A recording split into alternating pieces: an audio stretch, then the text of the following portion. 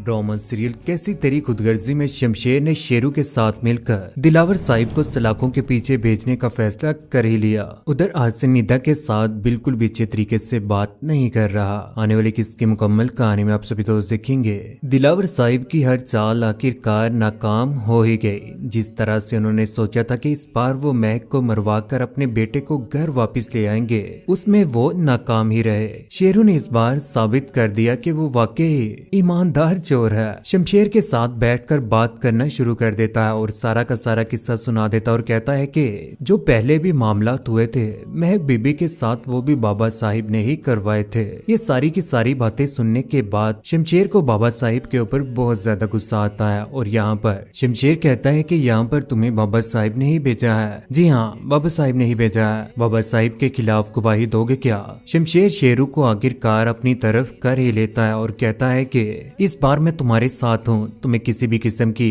कोई भी परेशानी नहीं होगी। शेरू कहता है कि बाहर पुलिस खड़ी है और पुलिस भी बाबा साहिब के साथ मिली हुई है। ये सारी की सारी बातें सुनने के बाद महक भी परेशान हो जाती है कि इस बार वो कहाँ जाएंगे जहाँ पर जाकर उन्हें इंसाफ मिलेगा। ये सारी की सारी बातें करने के बाद शेरू कहता है कि अब मुझे यहाँ से जाना होगा। उधर दरवाजा नॉक होता है, पुलिस बागी बागी अंदर आ जाती है। चेकिंग करो, देखो शेरू कहाँ पर है। लेकिन यहाँ पर शेरू ही नहीं बल्कि शमशेर और महक भी घर से गायब हो जाते हैं। जिसके बाद पुलिस वाले सारे के सारे घर की चेकिंग करते हैं। उन्हें जब शेरू नजर नहीं आता तो वहाँ से खाली हाथ बाहर निकल आते हैं। उधर दिलावर साहिब जो के बेताब बैठे हुए हैं सुनने के लिए कि महक की मौत हो चुकी है। SHO साहिब की कॉल जाती है, कहते हैं कि शेरू भाग चुका है और फौरन से गाड़ी में बैठकर बाबा साहिब के घर में पहुंच जाते हैं।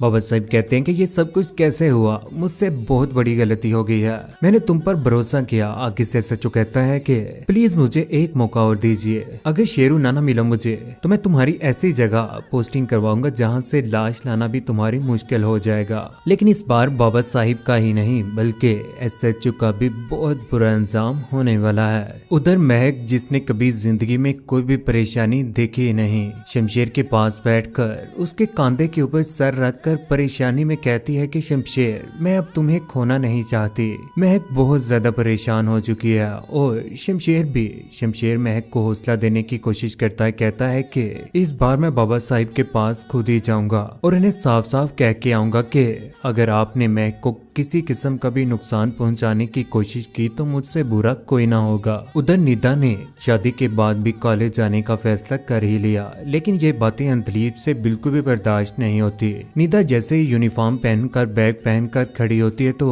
आसिन जो के निदा के साथ बिल्कुल भी अच्छे तरीके से बात नहीं कर रहा, क्योंकि उससे तो बिल्कुल भी बर्दाश्त नहीं होगा कि शादी के बाद भी महक को लेकर निदा इस तरह की बात करेगी। उसी वजह से वो अपने ऑफिस के लिए तैयार होता है और बाइक के ऊपर बैठकर उसके पास से खामोशी से गुजर जाता है और उससे कुछ पैसे पकड़ा देता और कहता है कि रिक्शे के ऊपर चले जाना, मैं तुम्हें अपने साथ नहीं लेकर जाऊंगा। निदा जो के इंतजार कर रही थी कि वो आसिन के साथ कॉलेज जाएगी, लेकिन आसिन उसे अपने साथ कॉलेज भी लेकर ना गया। उधर शमशेर गुस्से में आकर बाबा साहिब के पास पहुंच ही जाता है और जाकर साफ साफ धमकी लगा देता है। कहता है कि बाबा साहिब आप जानते हैं ना कि महक के साथ मैं कितनी मोहब्बत करता हूँ और महक के लिए मैं किसी भी हद तक जा सकता हूँ और मैं पागलपन की भी किसी हद तक भी जा सकता हूँ। आइंदा कोई भी ऐसी कोशिश मत कीजिएगा कि किसी भी तरह से आप महक को नुकसान पहुँचाएं और उसका नुकसान आपको जिंदगी भर उठाना पड़ जाए। शेरू ने मुझे सब कुछ बता दिया, लेकिन दिलावर साहिब आगे से कोई भी बात का जवाब नहीं देते, खामोश रहते हैं। आखिर जवाब देते तो किस मुंह से देते, क्योंकि जो कुछ भी किया है उन्होंने ही किया है। शमशेर ये बात कहने के बाद बाबा साहिब के पास से गुजर जाता है। बाबा साहिब जो के बहुत ज्यादा परेशान है, परेशानी में सिगरेट पी रहे हैं और सोच रहे हैं कि इस बार वो क्या करें। इस बार तो उनके पास कोई भी ऑप्शन नहीं रही। शेरू को तलाश कर रहे हैं लेकिन शेरू उन्हें मिलने वाला नहीं है। उधर महक को तैयार करवा कर शमशेर उसे ऑफिस में छोड़ देता है। ऑफिस में छोड़ने के बाद खुद साहिल के किनारे बैठकर सोच रहा है महक को लेकर कि महक को कोई नुकसान ना पहुंच जाए। पहले भी इतनी सारी कोशिशों के बाद महक को बचाया और आज दोबारा से बाबा साहिब महक के पीछे ही पड़े हुए हैं। वो फैसला कर लेता है कि वो कोर्ट में जाएगा और कोर्ट में जाकर शेरू को लेकर साथ गवाही देगा कि उसके बाबा ने उसकी बीवी को कत्ल करने की एक बार नहीं बल्कि बार बार कोशिश की है और खुद अपनी जॉब के ऊपर भी नहीं जा रहा। परेशान है कि अब वो क्या करे। महक जैसे ही ऑफिस जाने लगती है तो पीछे से आसिन आ जाता है। आगे से महक टूट पड़ती है, कहती है कि आइंदा मेरे रास्ते में आने की कोशिश मत कीजिएगा।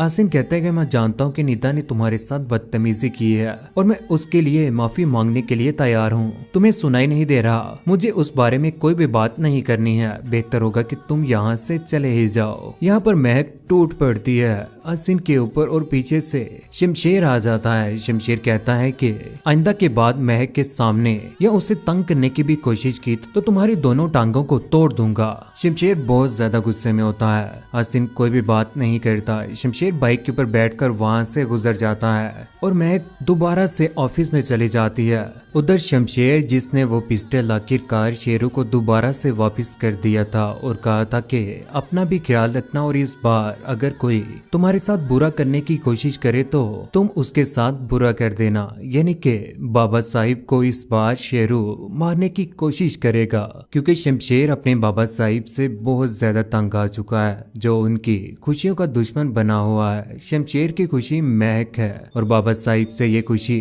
बिल्कुल भी बर्दाश्त नहीं हो पा रही। उधर जब महक की बात अकरम साहिब से यानी कि अपने बाबा से होती है तो वो हालचाल जानने की कोशिश करते हैं और पूछते हैं कि महक तुम कैसी हो। आगे से महक अच्छे तरीके से बात नहीं कर पाती क्योंकि परेशान होती है। महक क्या तुम परेशान हो? नहीं बाबा, मैं बहुत ज्यादा खुश हूँ शमशेर के साथ और शमशेर भी अब मेरे साथ बहुत ज्यादा मोहब्बत कर रहे हैं। वो भी जॉब के ऊपर जाते हैं और मैं भी।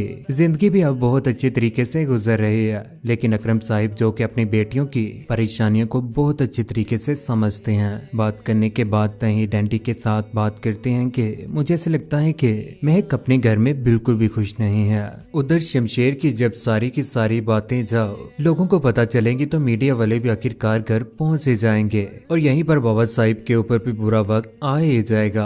कहते हैं ना, जो दूसरों का बुरा सोचते हैं उन्हीं के साथ ही बुरा होता है। जिस तरह से बाबा साहिब ने बुरा सोचा था महक को शमशेर के साथ करने का, इस बार बाबा साहिब इस दुनिया से जाने वाले हैं। मीडिया वाले बातें कर रहे होंगे, पूछ रहे होंगे कि क्या ऐसा हुआ है जिसकी वजह से अपने ही बेटे ने बाप के ऊपर केस दायर कर दिया। दारा उनकी सारी की सारी बातों के जवाब दे रहा होगा कि यहाँ पर पता चलेगा कि बाबा साहिब इस दुनिया में रहे ही नहीं और यहाँ पर दारा की आखिरकार बाग लग ही जाएगी और सारे के सारे गुंडे भी। लेकिन बाबा साहिब इस दुनिया में नहीं रहेंगे। जिस तरह से उनके दिल में नफरत की आग जल रही थी, आज खुद ही जलकर राख हो गए। जब ये बात शमशेर और महक को पता चलेगी तो शमशेर की आंखों में एक भी आंसू नहीं आएगा क्योंकि जिस तरह से बाबा साहिब ने बुरा किया था सभी लोगों के साथ भी, शमशेर भी सोचता है कि वाकई ठीक ही हुआ उसके बाबा के साथ। जिसके बाद महक और शमशेर एक दूसरे के साथ बहुत ज्यादा खुश रहना शुरू कर देंगे। निदा भी बहुत जल्द आसिन से माफी मांगने वाली है। कौन कौन चाहता है कि महक और शमशेर एक दूसरे के साथ खुश रहें और बाबा साहिब के साथ जो कुछ भी हुआ, कौन कौन है उस पर खुश? और इस ड्रामे का बहुत जल्द इख्तिताम होने वाला है। कौन कौन है इस बात के ऊपर गमज़दा? नीचे कमेंट सेक्शन में अपनी मोहब्बत भरी राय का इज़हार जरूर कीजिएगा। चैनल को सब्सक्राइब करने के बाद बेल का बटन जरूर दबाइए। अपना ख्याल रखिएगा, दुआ में याद रखिएगा। अल्लाह हाफिज।